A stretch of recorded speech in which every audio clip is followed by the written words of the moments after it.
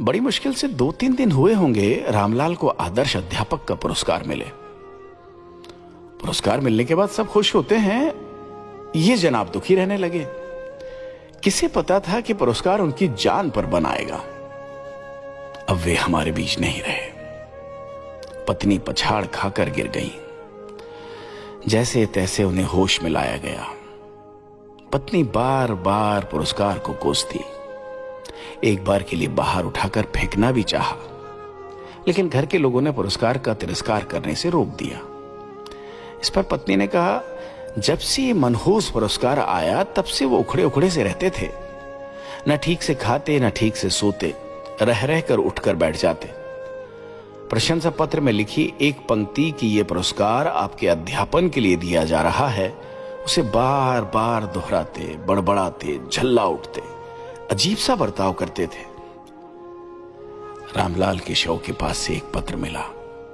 लिखा था, अनिला की अम्मा, जब से यह पुरस्कार मिला है मुझे बेचैनी सी होने लगी है। मैं कुछ भी हो सकता हूं, किंतु अध्यापक कतई नहीं हो सकता। जब 1ली से 5वीं तक के सभी बच्चों को एक ही जगह बैठाकर पढ़ाना पड़ता है, तब मैं अध्यापक नहीं, चरवाहा लगता हूं।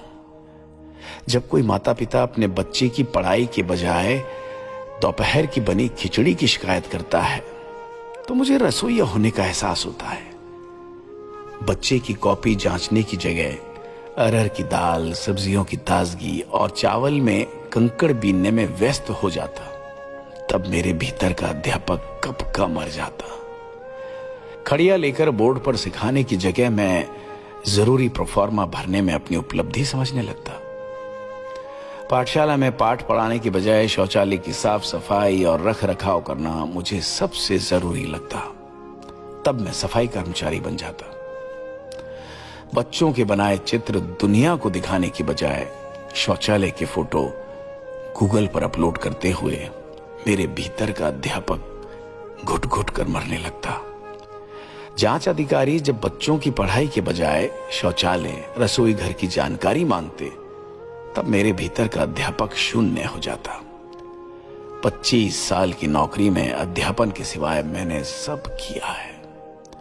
मुझे ठीक से याद नहीं कि मैंने आखिरी बार बच्चों को कब पढ़ाया था। पाठशाला में कदम रखने के साथ ही ऑनलाइन बायोमेट्रिक उपस्थिति, छात्रों की उपस्थिति, ऑनलाइन बैंक अकाउंट, ऑनलाइन शौचालय के चित्र अपलोड करने और ये सब न करने पर समाचार पत्रों में अध्यापकों की बर्खास्तगी की खबरों के भय के बीच जमीर को मारकर जिंदगी जीना मेरे लिए भेड़ चाल का हिस्सा हो गया था। सच कहूं तो मेरे भीतर का अध्यापक तो कब का मर चुका था। अब मैं केवल अपने शरीर से विदा ले रहा हूं। अपना और अनिला का ख्याल रखना।